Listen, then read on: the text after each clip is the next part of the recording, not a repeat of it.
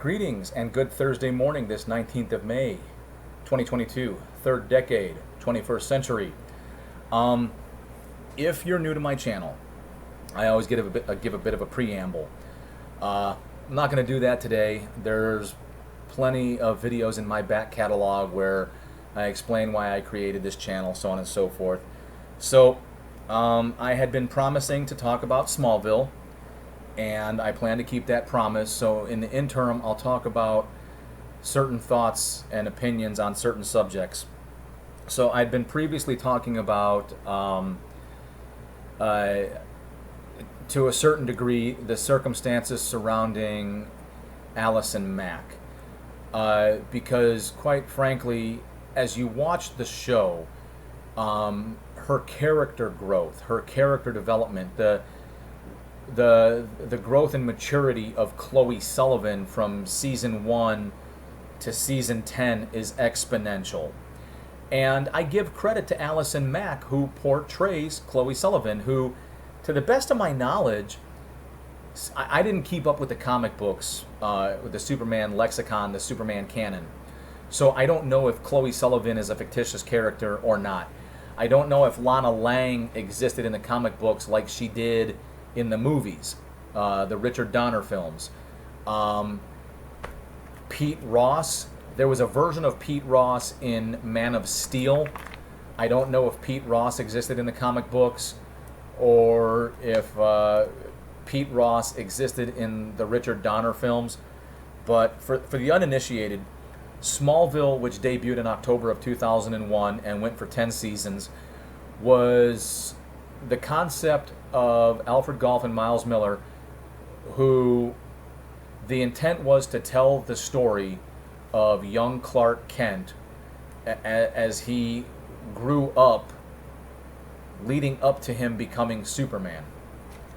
And the gentleman who would receive that title would be Tom Welling. Tom Welling was 24 at the time. We are almost a full year apart. I think we're actually 1 year and 13 days apart. I think I'd have to look it up. His birthday's April 20 something. I want to say 26th, and mine's April 13th. So I can imagine how challenging it was as a 24-year-old pretending to be 14, basically pretending to be 10 years younger than you really were, because as far as I know, they didn't do any massive time leaps. Like, they kept it sequential, like the first 4 seasons, freshman, sophomore, junior, senior, and then, 6 seasons afterwards. So if he graduated at 18, by the time season 10 rolls around, he should be 6 years older. 24. Oh, God. He should be 24. At which point, I think Tom Welling actually ended the show at the age of 34. Funny enough, John Snyder, who played his father, was only 41 at the time. Tom Welling is now older than John Snyder was when they began principal production and filming of Smallville during season 1. Annette O'Toole, I won't get into it, but Annette O'Toole, who was older than John Snyder. Erica Durance is not anywhere close to, well, she's close, but she's not Annette O'Toole's age. Nothing against the timeless Annette O'Toole, but just whatever. Smallville did a lot of throwbacks, or a lot of callbacks, which I thought was great. Annette O'Toole had played the original Lana Lang in the Richard Donner films. I think episode 3, she played Lana Lang, maybe? I have to double check. I think it was Superman 3, she was Lana Lang. So that was cool. For anybody who grew up in the 80s, late 70s, 80s, John Snyder was Bo Duke from the Dukes of Hazzard. That was super cool to see him. Christopher Reeves, who played Superman, had a character in Smallville. Michael Rosenbaum, who will also be at the con with Tom Welling, the Galaxy Con, he played a young Lex Luthor, and the story between him and Clark, that was fantastic.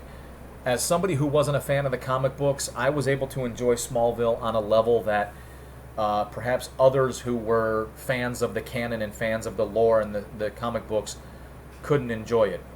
But more importantly, because I'll probably repeat a lot of that information, more importantly, when you're talking about Allison Mack got involved in a self-help group known as Nexium. And Nexium also had a lot of other offshoot projects like DOS and ESP and some others. And, unfortunately, it wasn't what it was cracked up to be. Allison, for many, many reasons, got sucked into this world, this Nexium world. I'm often very curious if, while she was in it, if she was able to see herself, if she was able to see what was happening, what she was doing, what she was involved in, or if only recently, she's had the veil pulled back and she's been able to see. Stace, I have not completed any of the interviews with India Oxenberg. If maybe you can provide a link to one specifically that you're hinting at. If you have provided a link, I'm going to go back and double check. But if not, if you watch this and you provide me a link to one specific, I'd appreciate it. I don't have HBO Max, so I haven't seen The Vow yet. What I have seen is the rise and fall of Allison Mack. I just recently rewatched it. I can't remember the narrator, but I'm curious where she got a lot of her facts from. And then, of course, I rewatched the episode of Inside of You, where Michael Rosenbaum had Sarah Edmondson, and for a brief period her husband as well, who was also involved, and their candid experiences. For myself, I don't know, because Michael Rosenbaum talks about how he, tried to put himself in that situation where could he or would he have potentially have gotten involved with and participated in Nexium. And to a certain degree, he said yes. It is possible and plausible due to some of the more positive attributes that they espouse during their gatherings or whatever the case may be, their courses. But I won't tell the entire story because there's plenty of others out there doing it. Part of the reason I bring it up is because, lately with other things like, so as it pertains to Smallville and other nerdier subjects, Joss Whedon has recently, I don't want to say suffered because, can you really suffer if it's self-induced? But Joss Whedon has received some negative attention lately for some of his conduct. In which case, I've posed the question to where I've gotten some feedback. Does it overshadow the content? If you still love Buffy, if you still love Angel, if you still love Firefly, if you love Dollhouse, or any of his other projects, does it taint your perception? Does it take away from your enjoyment, or can you still enjoy it for everything else other than the behind-the-scenes actions of Joss Whedon?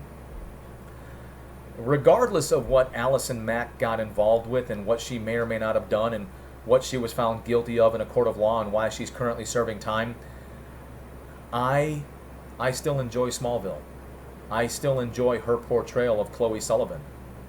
I can't not enjoy it.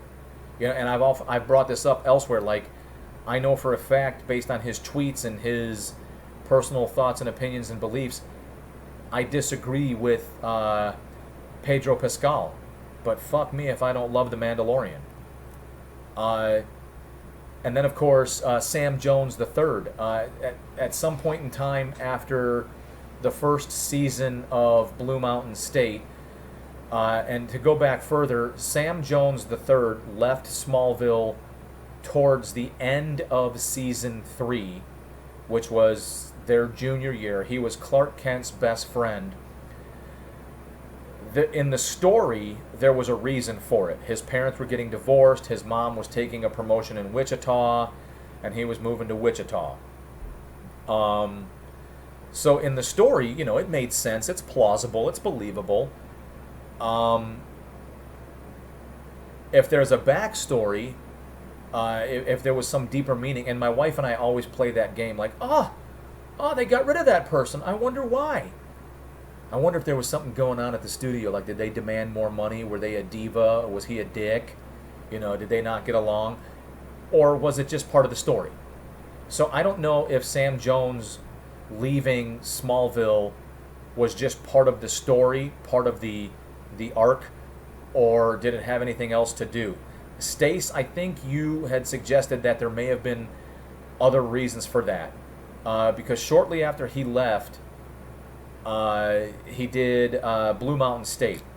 It wasn't a very big gap, but then he did Blue Mountain State. It was after he did Blue Mountain State that he was part of a DEA sting operation that would eventually get him in some legal trouble. Okay, hopefully that was unbeknownst to you, but I had to pause for a second.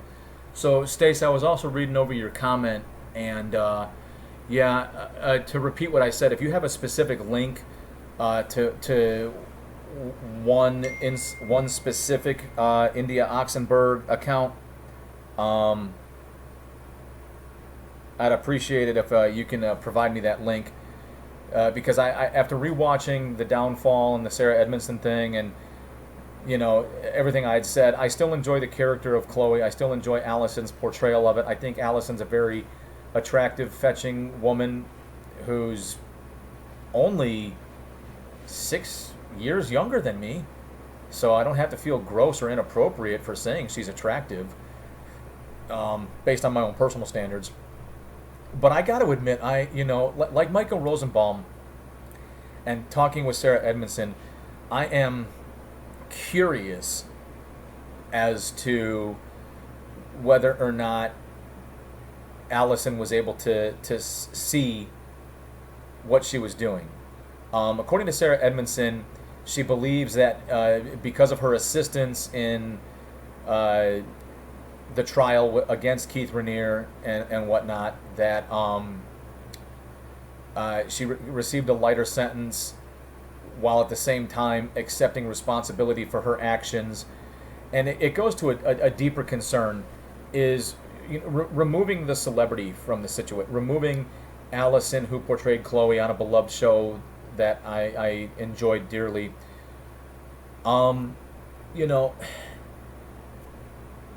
Could anybody, is it possible to see how somebody like Allison could get sucked into that world? Is it possible to potentially understand how she could have felt so alone and how she could have felt so isolated and how she could have felt like she fit in for the first time, and or whether or not through neuro-linguistical programming and love bombing and grooming and what are some of the other things that they did? A lot of the psychological games that apparently NXIVM and its co-founders and high-ranking individuals exercised as a form of manipulation.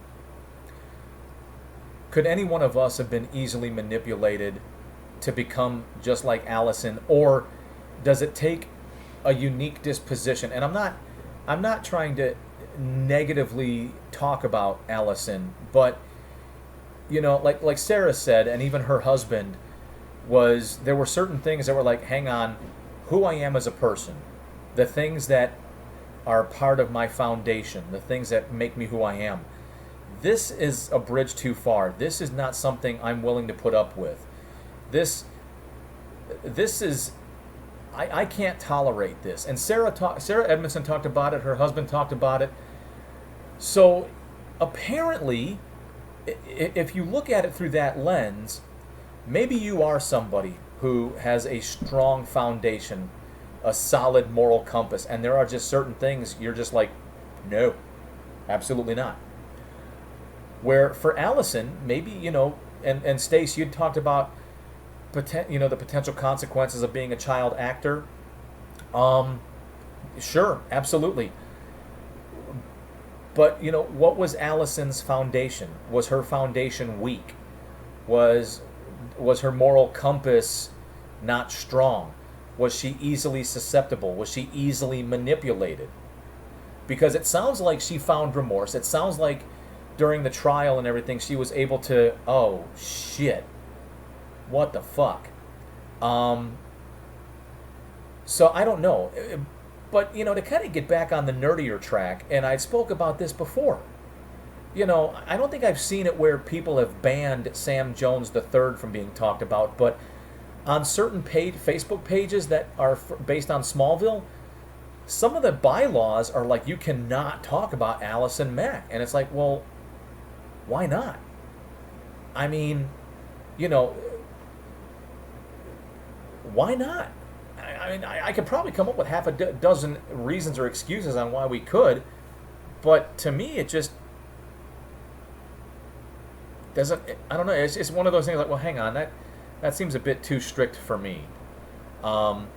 So I don't know, and I do apologize for my previous video. I just got done making a video that went damn near an hour, talking about some different content. So hopefully, you're more in the nerdier vein. But I'm curious, Joss, Allison, Sam Jones, and anybody else for that matter. Can you still enjoy the content? Not because of them, but because of the content. I probably don't like Pedro Pascal. I enjoy the shit out of The Mandalorian. I know for a fact I probably wouldn't like Joss Whedon, all right, based on some of his socio-political beliefs or, his recent conduct and his lack of defending himself. But I enjoyed the hell out of Firefly. I really enjoyed Angel, and I even enjoyed Buffy. I don't know if I could have enjoyed Buffy when it was on, but I enjoy it now later in life. I enjoyed the hell out of Smallville. All right, I've thoroughly enjoyed rewatching it.